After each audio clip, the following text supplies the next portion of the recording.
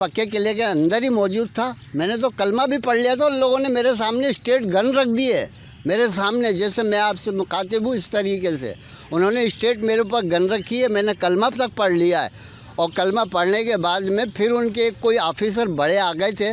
उन्होंने उनसे कहा कि इनको कहाँ से लाओ। उन्होंने बोला हमने इनको घरों से निकाल कर लेकर आए हैं। जब हमको घरों से निकाल के आने की बात उन्होंने सुनी तो उन्होंने बोला आप इनको जाने दो, फिर हम अपने घर में वापस बाकी इसका पूरा मुहासरा किया। कोई आ नहीं सकता, जा नहीं सकता, यानी कि 27 घंटे तक गोलियों और कलाशनों की बौछार के अंदर हम जीते रहे।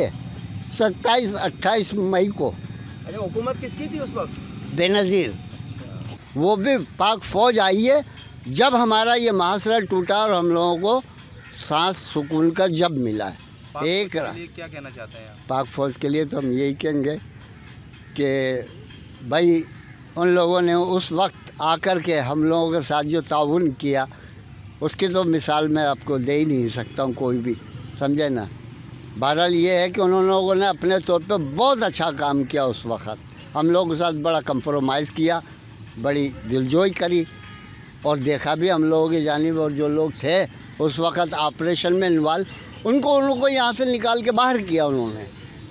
जी, इस टाइम पे हम लोग मौजूद है वो पक्का किले का इलाका जहां बर्बरियत की वो शाम जो बुज़ुर्ग हमारे साथ मौजूद थे उन्होंने अपनी दिहानी जबकि वो जब बात कर रहे थे तो उस लम्हे को सोचते हुए उनकी आंखों से आंसू भी निकल आए, क्योंकि ये सबसे बड़ा एक वाक़या था। शोधाए शाखा 26 और 27 मई 1990 को तारीख़ का सियाह तरीन दिन मनाया जाता है। 26 और 27 मई को यहाँ पर दिन भी मनाया जाता है योम शोदा के लिए।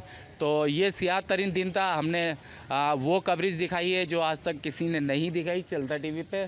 और ये वो शोदाओं के लिए यादगार ये वो जगह है जहाँ पर योम शोदा मनाया जाता है। और हमने वो जगह भी दिखाई जहाँ पर ऑपरेशन के लिए लोगों ने भरपूर कोशिश करी थी कि यहाँ पे संसार मचा दिया जाए फायरिंग कर करके, तो ऐसा ही हुआ।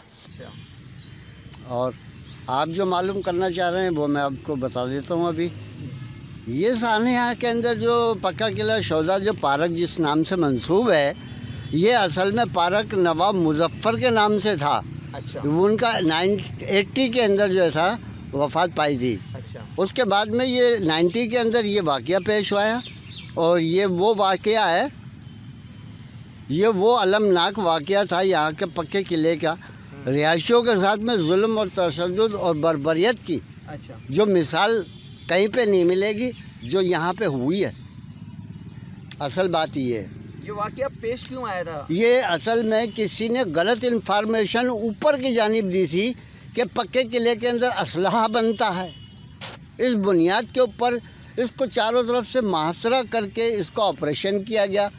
और उसके अंदर ये लोग बेचारे शोधा जो हैं ये नाजायज़ मारे गए हमारी नज़रों में। तो ये है असल चीज़, समझे ना। इनके साथ जुल्म हुआ। अच्छा, आपको वो सन याद है, वो दिन याद है जिस दिन ये वाक़या हुआ था? ये 26 और 27 मई की बात है। उस टाइम आप कहाँ थे? मैं पक्के किले के अंदर ही मौजूद था। मैंने तो कलमा भी पढ़ लिया था। उन लोगों ने मेरे सामने स्टेट गन रख दी है, मेरे सामने, जैसे मैं आपसे मुखातिब हूँ इस तरीके से उन्होंने स्टेट मेरे ऊपर गन रखी है। मैंने कलमा तक पढ़ लिया है और कलमा पढ़ने के बाद में फिर उनके कोई ऑफिसर बड़े आ गए थे। उन्होंने उनसे कहा कि इनको कहाँ से लाओ। उन्होंने बोला हमने इनको घरों से निकाल कर लेकर आए हैं। जब हमको घरों से निकाल के आने की बात उन्होंने सुनी तो उन्होंने बोला आप इनको जाने दो, फिर हम अपने घर में वापस बाकी इसका पूरा मुहासरा किया। कोई आ नहीं सकता, जा नहीं सकता, यानी कि 27 घंटे तक गोलियों और कलाशनों की बौछार के अंदर हम जीते रहे। 27-28 मई को। अच्छा, हुकूमत किसकी थी उस वक्त? बेनज़ीर। अगर हम जहाँ मौजूद हैं ना, यहाँ पे जुल्म की एक सी दास्तान रकम की गई थी जिसकी मिसाल पूरे पाकिस्तान में नहीं मिलती। इतना बड़ा सानिया है जिसके लोग बरी हो गए और हमारे लोगों ने इनका खून का जो है लाशों का सौदा भी कर दिया।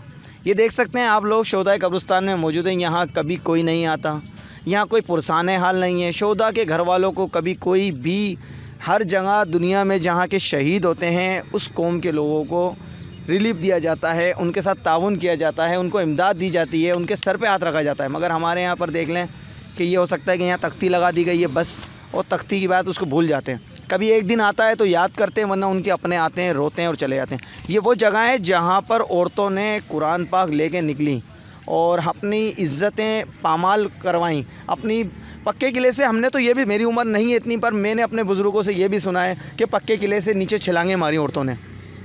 आज तक ऐसी औरतें भी हैं जिनके ज़हनी तवाज़ुन गुम हो गए, पागल हो गई हैं उसी ज़्यादती की वजह से, जुल्म की वजह से। तो इस जगह पे ये हम लोगों को नहीं पता, मगर ये पूरे पाकिस्तान को बता रहा हूँ कि असल में ये वो जगह है जहाँ पे पाकिस्तान का सबसे बड़ा दहशतगर्दी वाक़या हुआ, जिसका हम लोग हाईलाइट नहीं करते। हमें कोयटा के वाक़यात याद आते हैं, हमें और भी जगहों के वाक़यात याद आते हैं, मगर हमें ये नहीं पता कि ये पाकिस्तान का सबसे बड़ा दहशतगर्दी वाक़या यहाँ हुआ था। क्यों हुआ, कौम परस्ती की वजह है या क्या वजह है, हमें नहीं पता। मगर यहाँ पे इसके केसों को रीओपन करना चाहिए। इस केसों के लोग बाइज़्ज़त बरी हो गए, जो नामज़द थे वो बाइज़्ज़त बरी हो गए, कोई परवाह नहीं है। इतना बड़ा कत्ल हुए, लोग मर गए, हमारी अपने कौम के लोगों को भी कोई परवाह नहीं है। तो हम भाई अब क्या कह सकते हैं, ये देखें सब कुछ आपके सामने है। हमारे भाइयों के साथ, हमारी बहनों के साथ हम भी इनके लिए फातिहा गोए हैं कि अल्लाह पाक इनको जो लक़ब है शहीदों का, अल्लाह पाक इनको जवार रहमत में जगह अता फ़रमाए और इनको आले से आला मुकाम अता फ़रमाए, क्योंकि इन्होंने कुर्बानी अपने लिए नहीं बल्कि मुल्क के पाकिस्तान के लिए ये कुर्बानी दी थी। निज़ाम GP, चलता न्यूज़।